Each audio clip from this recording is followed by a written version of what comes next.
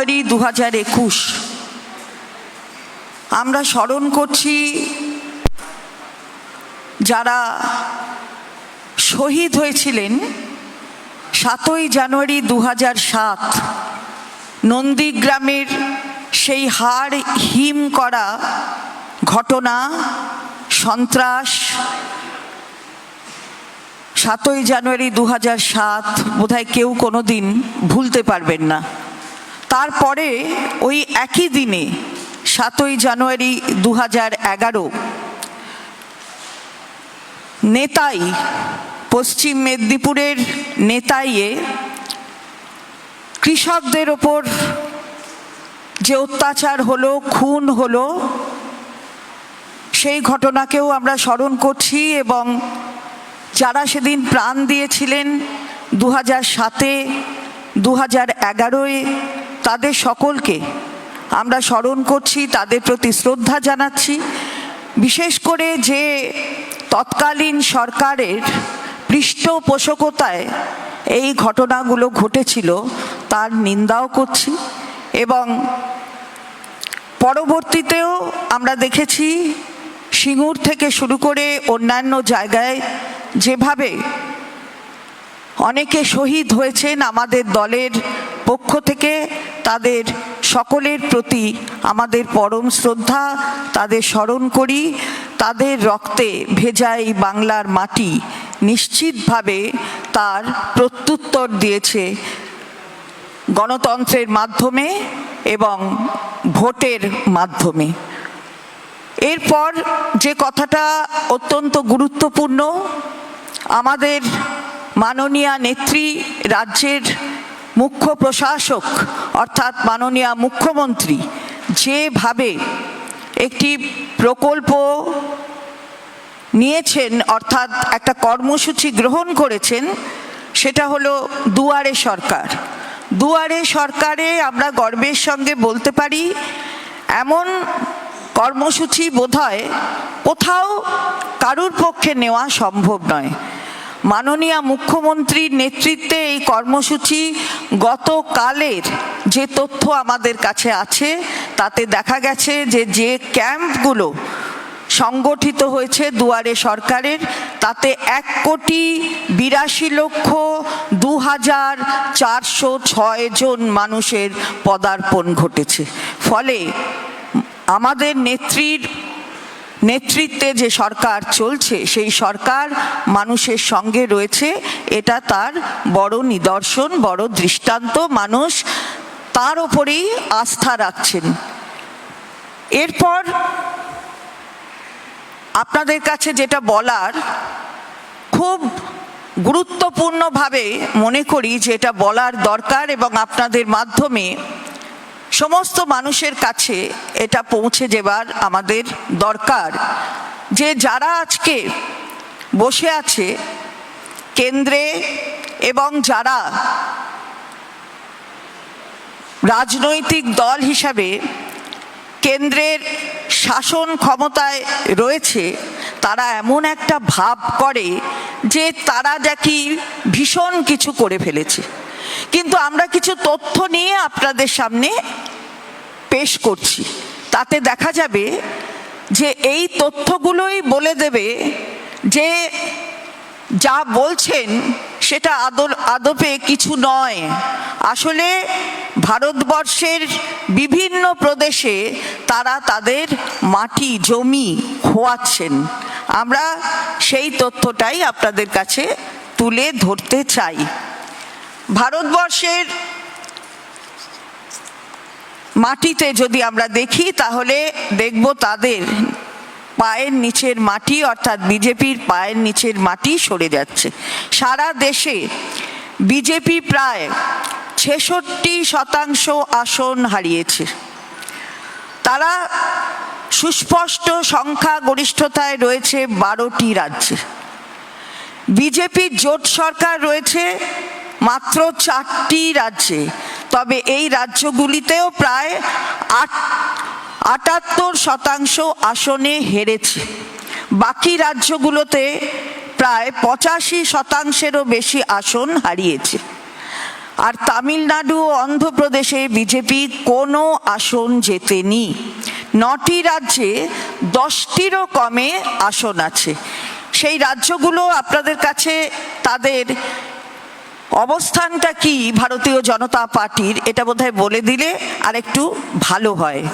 তামিলনাড়ু 234টি আসনের মধ্যে 0, কেরলে 140টি আসনের মধ্যে 1টি, তেলেঙ্গানায় 119টি আসনের মধ্যে 2টি, দিল্লিতে 70টি আসনের মধ্যে 8টি, ছত্তিশগড়ে 90টি আসনের মধ্যে 14টি, ঝাড়খণ্ড 81টি আসনের মধ্যে 25টি, মহারাষ্ট্র 288টি আসনের মধ্যে 105, অন্ধ্রপ্রদেশে 175টা আসনের মধ্যে 0, পাঞ্জাব 117টা আসনের মধ্যে 2টি, পশ্চিমবঙ্গ 294টি আসনের মধ্যে 6টি, সিকিম 32টি আসনের মধ্যে 12টি, উড়িষ্যায় 149টি আসনের মধ্যে 23টি, রাজস্থান 200টি আসনের মধ্যে মাত্র 71টি আসনে রয়েছেন।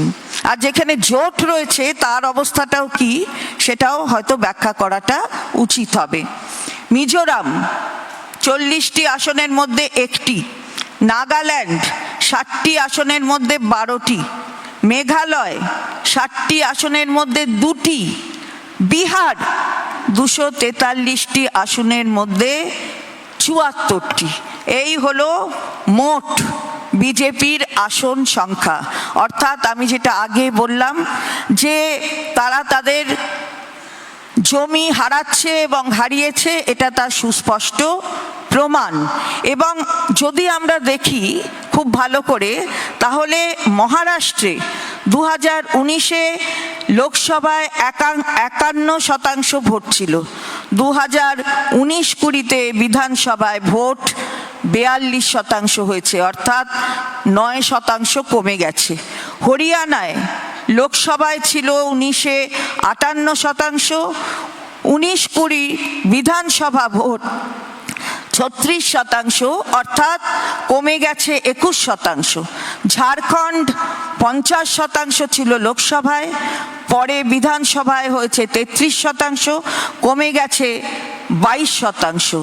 দিল্লি 57% ভোট ছিল লোকসভায়, 19-20 আমরা যদি বিধানসভা দেখি 40% কমে এখন আসলে ভোটের হার কমেছে 17%। বিহার 50% ছিল 19-এর লোকসভায়, পরে হয়েছে 38% বিধানসভায়, অর্থাৎ ভোট কমেছে 12%। তৃণমূল কংগ্রেসের ভোটের শতাংশের হিসাবও আমাদের দায়িত্ব আছে আপনাদের মাধ্যমে পৌঁছে দেওয়ার মানুষের কাছে। 2014-এ তৃণমূলের ভোটের শতাংশের হিসাব হলো 39.70%, আর 2019-এ সেটা বেড়ে দাঁড়িয়েছে 43.3%।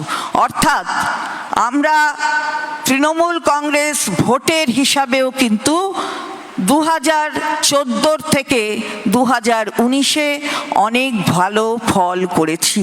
এবং যারা আজকে ওই 18-র গরম দেখান তারা কিন্তু ভালো করে বুঝে নিতে পারবেন যে তাদের ওই লোকসভায় যে ফল হয়েছিল পরবর্তী বিধানসভায় সে ফল হয়নি।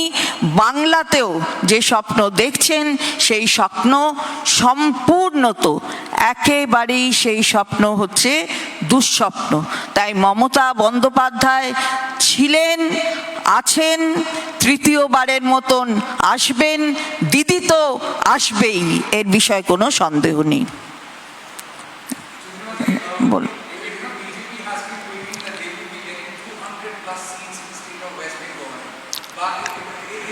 I don't know whether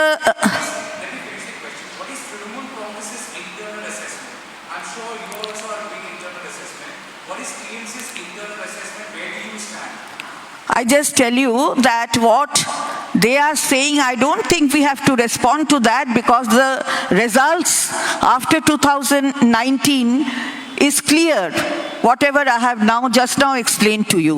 Now here it's only Didi and no one else. There is no one who matches Didi. Therefore, in Bengal, the last word is Didi and the first word is Didi. So here, it's true that there has been an internal assessment, but it's equally true, whatever is the assessment, Didi is the only person who would be heading the government for the third time in 2021. That will be the result. See, we are not what we say this political, what do you say that, Ganotkar. We are not astrologers. So we are not political astrologers. Therefore, I have already explained to you, it's only Didi. And Didi will be coming. Our internal assessment is there, that you have spoken about that. And we will be coming, in 2011. The numbers have increased in 2016 and 2021 numbers will further increase.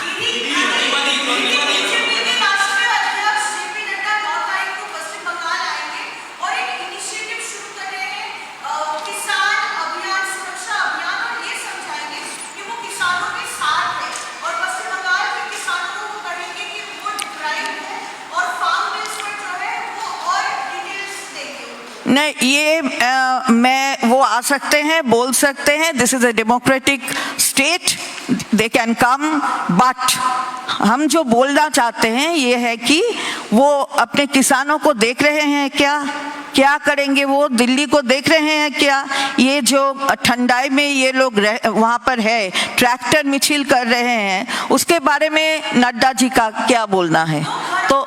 तो यहाँ पर हमारे जो किसान के लिए जो schemes है, वो तो उनके किसान के स्कीम के पहले दीदी ने की थी, और उसके बाद भी दीदी बोली है कि यहाँ पर जो हमारे यहाँ का लिस्ट हमको उसको चेक करना है, तो वो भी हम करेंगे।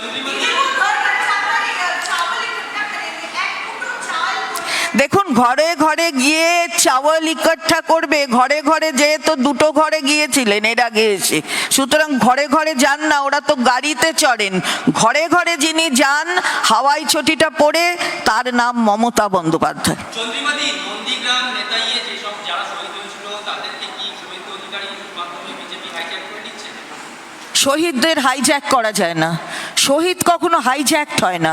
এবং দিদি সংগ্রাম, তৎকালীন সরকার যেভাবে মদত দিয়েছিল সন্ত্রাসকে, তার বিরুদ্ধে প্রতিবাদের কণ্ঠ হয়ে দাঁড়িয়েছেন মমতা বন্দ্যোপাধ্যায়, এটা বাংলার মানুষ জানেন।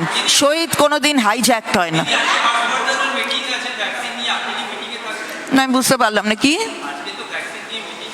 আজকে, কি সম্ভবত বোধহয় কালকে, সেটা আমাদের থাকবেন, কেউ থাকবেন, আমি নয়।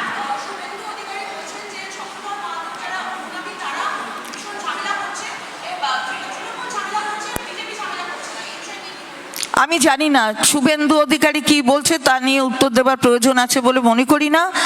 বাংলায় শান্তি আছে, কিন্তু যারা শান্তি নষ্ট করবার চেষ্টা করছেন তাদের বাংলার মানুষই উপযুক্ত জবাব দিয়ে দেবেন।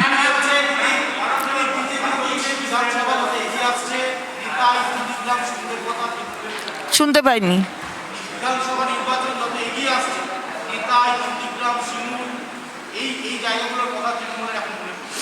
এটা অবান্তর কথা। তৃণমূল প্রতি বছর শহীদদের যাদের মনে রাখে, তারা তৃণমূলই মনে রাখে, মমতা বন্দ্যোপাধ্যায় মনে রাখেন। এমনকি 21শে জুলাইয়ের শহীদদের জন্য যে দিনটা অর্পণ করা হয় সব শহীদদের জন্য, সেখানেও কিন্তু সেই খাদ্য আন্দোলনের শহীদ থেকে শুরু করে বাকি সব শহীদদের স্মরণ করে দিদির মঞ্চে সব পরিবার আসেন। দিদিকে এই ধরনের কথা বলে যারা অপমান করে, তাদের আগামী দিন বাংলার মানুষ উপযুক্ত শিক্ষা এবং উত্তর দিয়ে দেবে ভোটের মেশিনের মাধ্যমে, গণতন্ত্রের মাধ্যমে।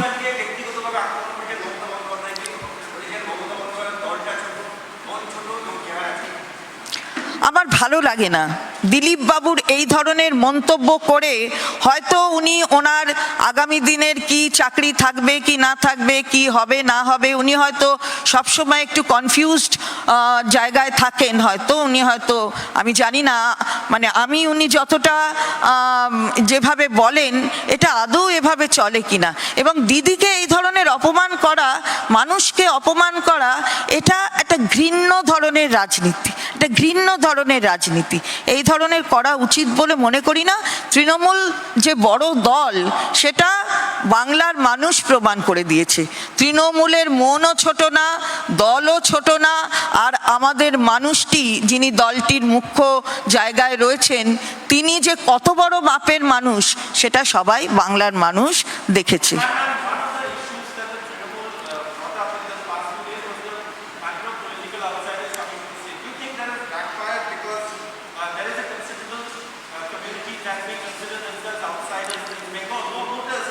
So we have already made it clear every time, whenever our leaders have spoken about this, they have made it clear that outsiders, by outsiders we mean those who are coming now, those who do not know about the culture, the heritage of Bengal. We are talking about them. Those who are here, we have always encouraged them. Bengal has always been a platform for every state to come here.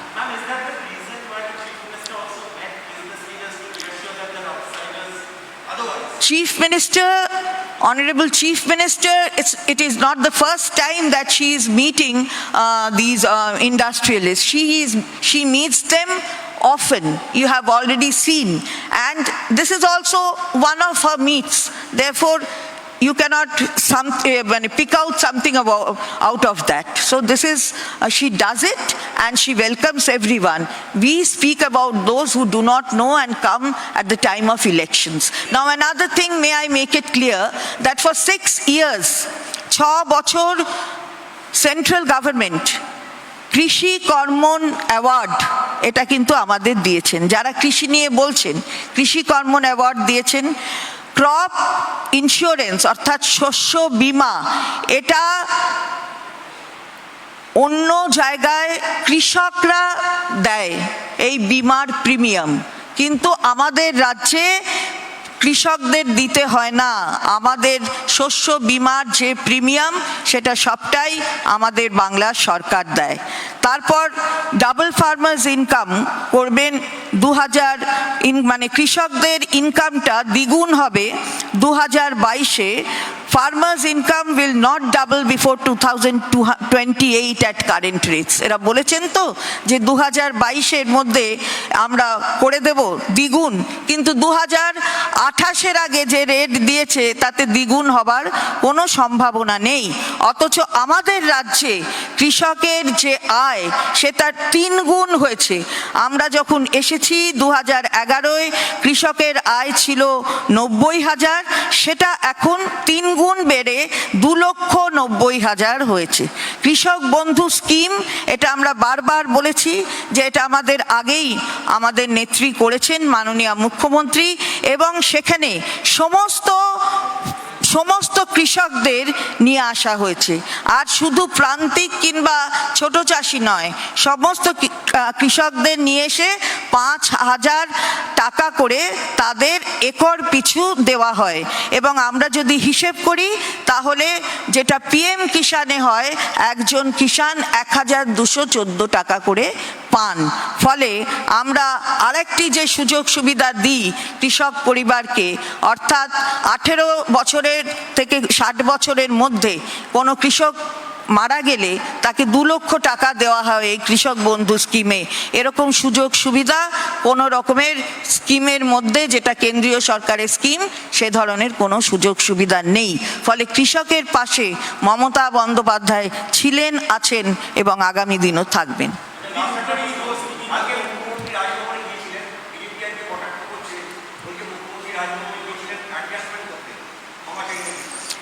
দেখুন, আমি জানি না ওনাদের মানে মাননীয় রাজ্যপাল তিনি সেটার ব্যাখ্যা দেবেন ওদের কথার, আমি তো ছিলাম না সেখানে। আর ক্ষমা চাইবার কোনো প্রশ্ন নেই আমার মনে হয়, এবং আমার দলেরও মনে হয়, কারণ আমরা কোথাও কোনো অন্যায় করিনি। যে অন্যায় করছে সেটা ওরা করছে, তাই আর নয় অন্যায় আর নয় অন্যায় করে যাচ্ছে।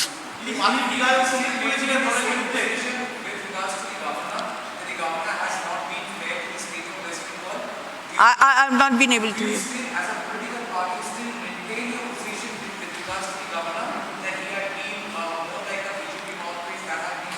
We have already made it clear in our various speeches. We make it clear, so you can get out of that what we want to say about Honorable Governor.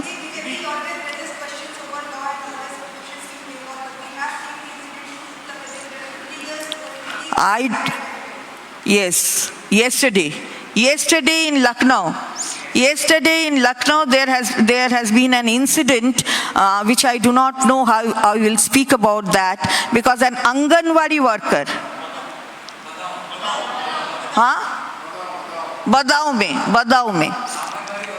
Badaun में हुआ है।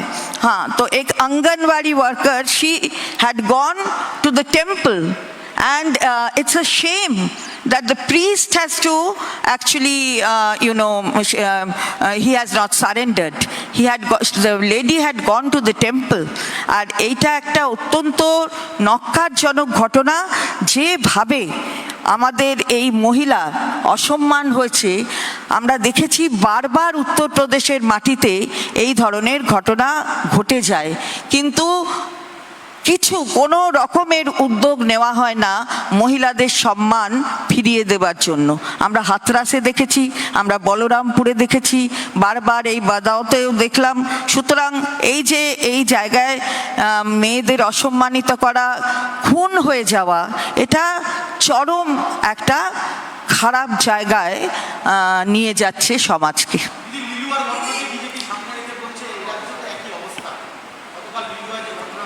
এটা আমরা ইতিমধ্যেই বলে দেওয়া হয়েছে। লিলুয়ার ঘটনা, আমরা সংবাদ মাধ্যমের কাছেও কৃতজ্ঞ, এবং তারাও কিন্তু এই ঘটনাটা যে সঠিক ঘটনা নয় সেটা সম্পর্কে তারাও অভিহিত আছেন। আমরা ধন্যবাদ জানাচ্ছি তাদের। ভুল কথা ব্যাখ্যা দিয়ে বাংলাকে ছোট করা যায় না।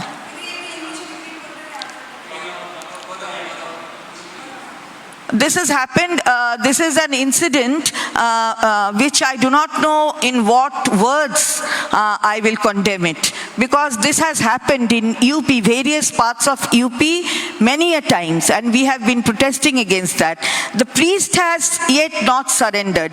The lady had gone to the temple, and an Anganwadi worker actually, she's an important part of the society, because she helps the pregnant mothers who deliver children who actually will form the society in future. And this is an Anganwadi worker who has been in this way mercilessly, she has been murdered and raped. This is, I do not know what is happening. They should actually answer and say what is going on in UP. এসব জানি না কে কার বাড়িতে গেছে।